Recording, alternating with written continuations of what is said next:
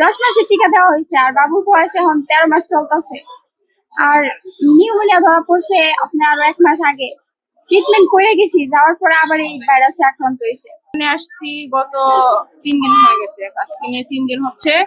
আর এটা অনেকদিন আগে থেকেই ধরা হয়েছে, আপনার প্রায় সপ্তাহখানিক পার হয়েছে। প্রচন্ড জ্বর, ঠান্ডা, কাশি, আর বাচ্চার এই সর্বোচ্চ শরীর লাল হয়ে যায়। 10 মাসের টিকা দেওয়া হয়েছে আর বাবুর বয়স এখন 13 মাস চলতেছে। আর নিউমোনিয়া ধরা পড়ছে আপনার আরো 1 মাস আগে। ট্রিটমেন্ট করে গেছি, যাওয়ার পরে আবার এই ভাইরাসে আক্রান্ত হয়েছে। হাম দেখাচ্ছে, শরীরে জ্বর প্রচন্ড। তারপরে এখন ট্রিটমেন্ট একদম খারাপ অবস্থায় নিয়ে আসলাম, এখন আল্লাহর রহমতে অনেক ভালো।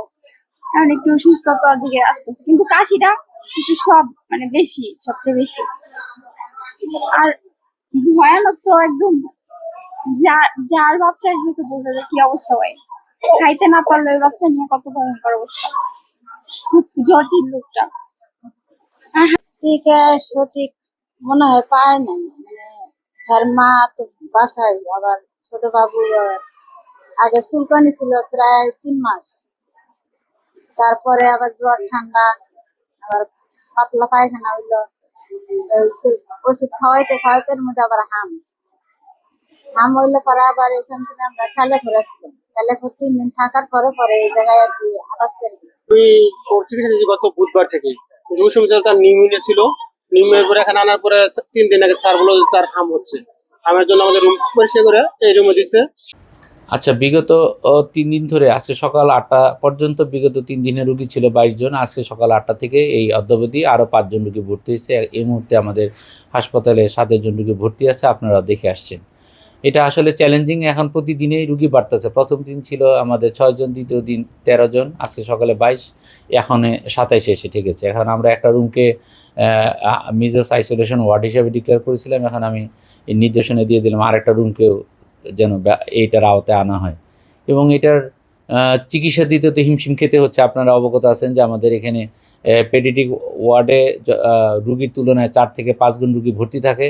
এখন এই অতি সংক্রামক রোগ হাম বা মিজলস, এদেরকে আলাদা করে রাখার জন্য আমাদের সাধারণ রেগুলার যে রুগীগুলো তাদের স্থান সংকুলন কমে আসতেছে, তাদেরকে আমরা ওই সমস্ত রুমগুলোতে রাখতে পারতেছি না। ফলে আমাদের এখানে চিকিৎসা ব্যবস্থার উপরে চাপ সৃষ্টি হচ্ছে।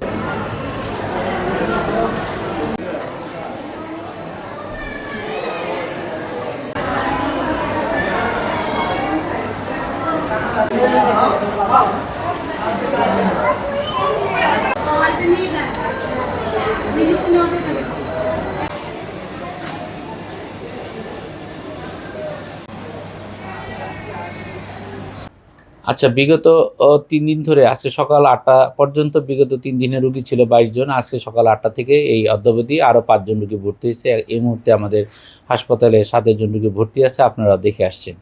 এটা আসলে চ্যালেঞ্জিং, এখন প্রতিদিনেই রুগী বাড়তেছে। প্রথম দিন ছিল আমাদের 6 জন, দ্বিতীয় দিন 13 জন, আজকে সকালে 22, এখন 27 এসে ঠেকেছে। এখন আমরা একটা রুমকে মিজেস আইসোলেশন ওয়ার্ড হিসেবে ডিক্লেয়ার করেছিলাম, এখন আমি এই নির্দেশনা দিয়ে দিলাম আরেকটা রুমকেও যেন এইটার আওতায় আনা হয়।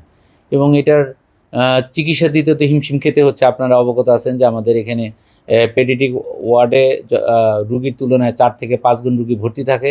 এখন এই অতি সংক্রামক রোগ হাম বা মিজলস, এদেরকে আলাদা করে রাখার জন্য আমাদের সাধারণ রেগুলার যে রুগীগুলো তাদের স্থান সংকুলন কমে আসতেছে, তাদেরকে আমরা ওই সমস্ত রুমগুলোতে রাখতে পারতেছি না। ফলে আমাদের এখানে চিকিৎসা ব্যবস্থার উপরে চাপ সৃষ্টি হচ্ছে।